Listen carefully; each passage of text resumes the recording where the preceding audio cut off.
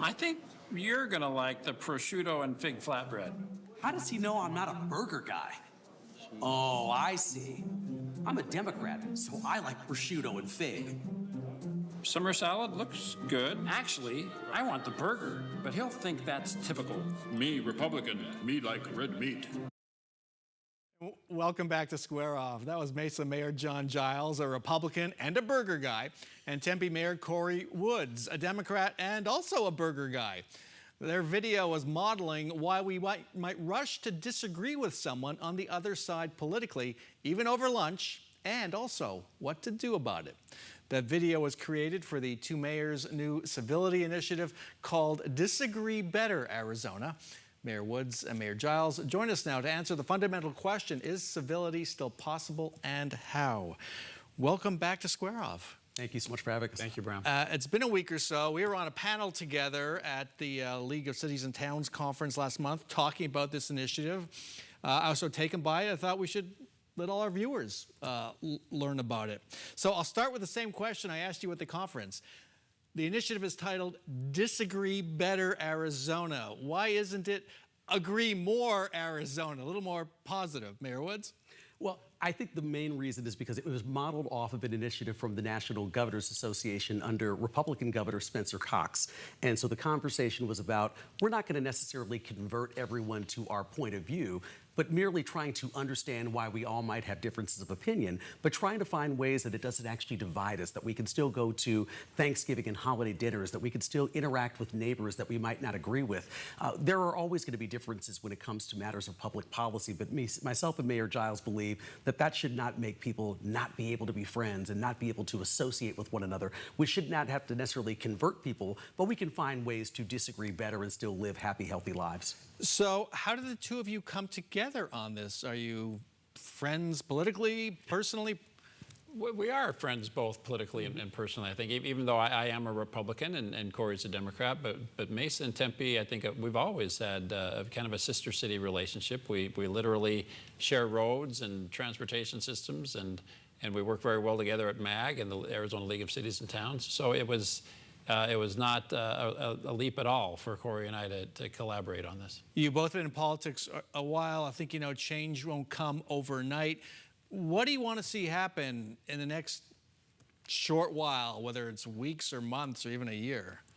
I think that this, again, just is an invitation to kind of do the obvious, which is let's lower the temperature politically. The climate has been, we've had gas poured on us at a national level and by some cable news networks that make a good living out of creating controversy and owning a lib or canceling a conservative.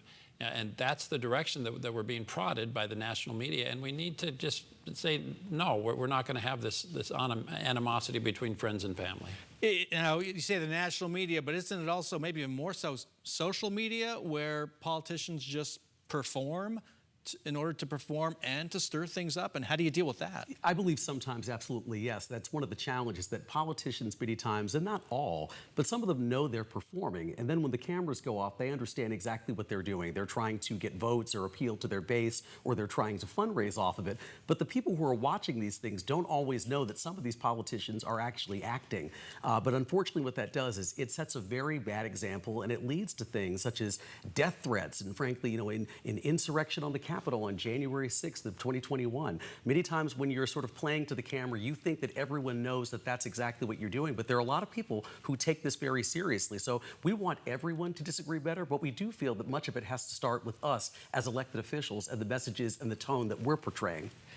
Mayor Giles, your tone has been consistently even, and yet you've endured pretty rough abuse on social media in particular. You endorsed Kamala Harris, a Democrat. You were called names that I can't repeat on TV. How do you deal with that? What kind of behavior do you want to model in response to that? Well, I think it is an opportunity for me and Corey and others that are in this forum to do exactly that, to model good behavior and to say, you know what, we can let's talk about the issues, but let's do it. I mean, there's a variety of topics Wildcats and Sun Devils and Mormons and Jews and Catholics, and I mean, all different stripes of people can come together, and we can talk about what makes us different, but we can do it in a way that is actually enjoyable and builds up each other, and we have good relationships before, during, and after those conversations. Okay, so give us some action items, some takeaways for folks watching, how maybe baby steps or bigger steps in your personal life and your political life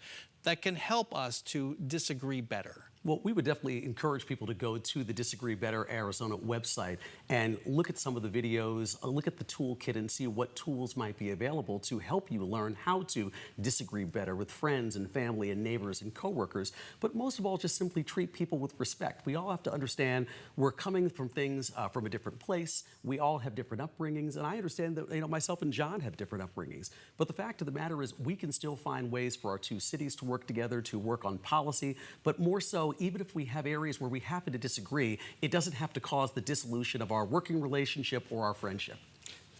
Are politicians beyond hope?